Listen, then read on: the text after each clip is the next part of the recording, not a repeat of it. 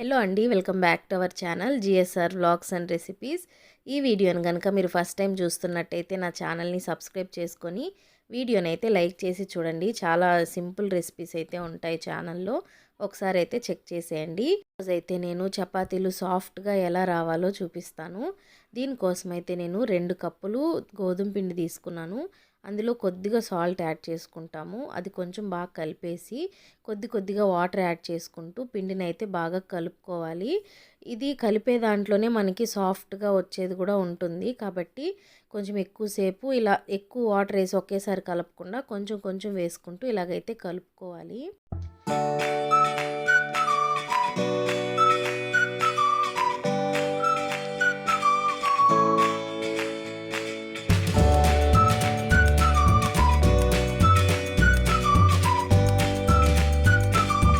చపాతీ పిండిని అయితే మరీ గట్టిగా కాకుండా మరీ సాఫ్ట్గా కాకుండా ఇలా అయితే కలుపుకొని ఒక 10-15 నిమిషాలు అయితే దాన్ని నానబెట్టడం వల్ల మనకి చపాతీలు చాలా సాఫ్ట్గా వస్తాయి. ఇంకా దీన్ని అయితే ఒక 15 మినిట్స్ తర్వాత ఇలా మంచిగా నానింది కదా, ఇప్పుడు కొంచెం కొంచెంగా తీసుకొని ఇలా రౌండ్ లాగా అయితే చేసి పక్కన పెట్టుకుంటున్నాను. నేనైతే ఈరోజు మీకు 3 రకాల చపాతీలు అయితే చూపిస్తాను.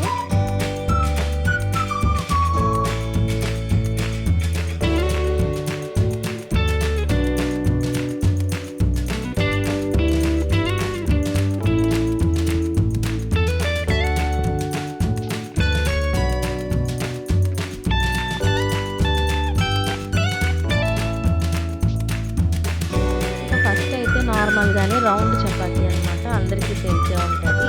ఈ విధంగా నేనైతే 3 రకాలని ఫస్ట్ అయితే రుద్ది పక్కన పెట్టేసుకుంటున్నాను.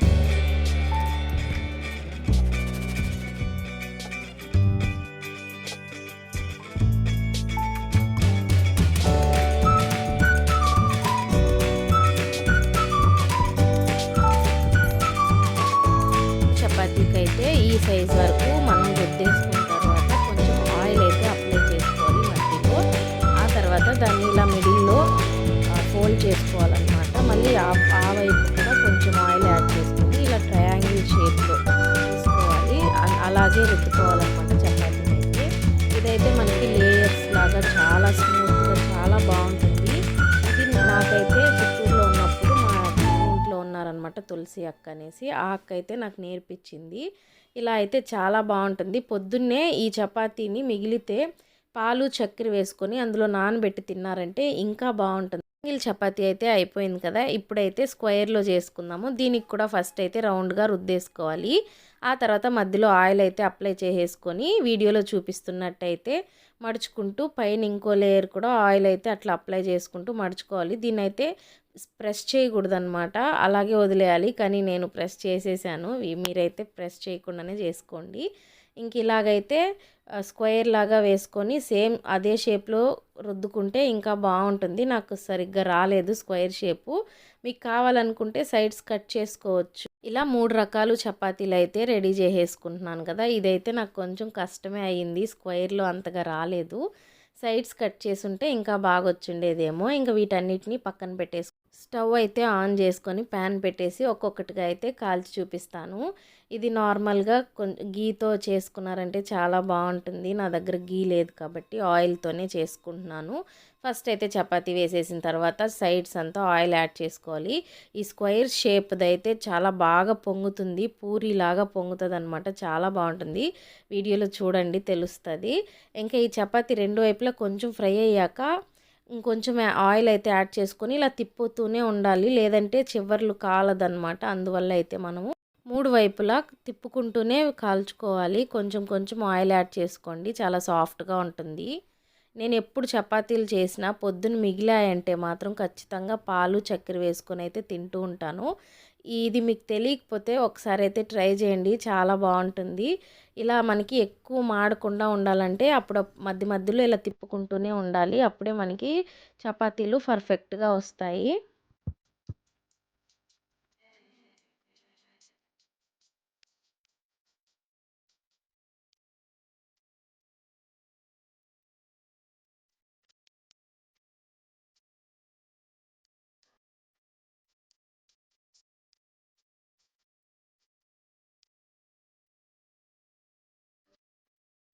ట్రయాంగిల్ చపాతీ అయితే అయిపోయింది కదా. ఇప్పుడైతే స్క్వేర్ చపాతీ కాల్చుకుందాము. ఇంక యాజ్ ఇట్ ఈజ్ అన్నీ అయితే ఒకేలాగే కాల్చుకోవాలి. ఇది స్క్వేర్ ఏంటి అనుకోవద్దండి, నిజంగా నాకు ఆ షేప్ సరిగ్గా రాలేదు. నెక్స్ట్ టైం అయితే పర్ఫెక్ట్గా చేసుకుంటాను.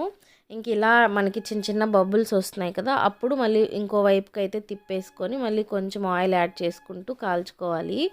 ఒకసారి అయితే ట్రై చేయండి, ఈ విధంగా చాలా సాఫ్ట్గా వస్తాయి చపాతీలు. మీరు ఆయిల్ కానీ అంటే కలిపేటప్పుడు చాలామంది ఆయిల్ యాడ్ చేసుకుంటూ ఉంటారు, అలాగేం చేయక్కర్లేదు. నేనైతే కొద్దిగా సాల్టు వాటర్తోనే కలిపాను, చూసారు కదా. నేనైతే ఎప్పుడు ఇలాగే చేస్తూ ఉంటాను చపాతీ పిండి కలిపినప్పుడు. నేను ఇంకో వీడియో అయితే ఆల్రెడీ వీడియో ఉంది, నేను అది ట్యాగ్ చేస్తాను కింద. మిక్సీ జార్లో మనకి పర్ఫెక్ట్గా గోధుమ పిండి ఇలా చపాతీకి ఎలా కలుపుకోవాలనే వీడియో అయితే నేను ఆల్రెడీ పోస్ట్ చేస్తున్నాను, దాన్ని అయితే కింద ట్యాగ్ చేస్తాను, ఒకసారి అయితే చెక్ చేయండి.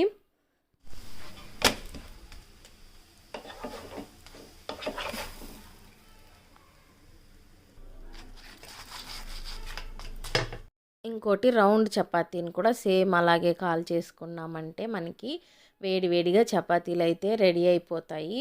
చపాతీ వీడియో కూడా పెట్టిందనేసి అనుకోవద్దు, తెలియని వాళ్ళైతే ఇలా చేసుకుంటారని అలా చూపించాను. మీకు నచ్చితే లైక్ చేసి షేర్ చేయండి, లేదు అంటే నార్మల్గా చూసి వదిలేసేయండి. నేను చూపించిన విధంగా కలుపుకున్నారంటే మీకు చపాతీలు ఇలాగా మంచిగా పొంగుతాయి అన్నమాట, చాలా సాఫ్ట్గా ఉంటాయి.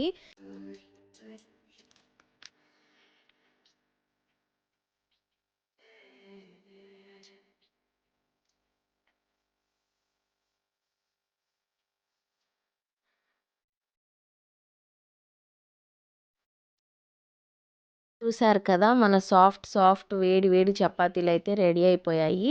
ఈ మూడిట్లో మీకు ఏ చపాతీ నచ్చిందో కామెంట్ చేయడం అయితే మర్చిపోవద్దు.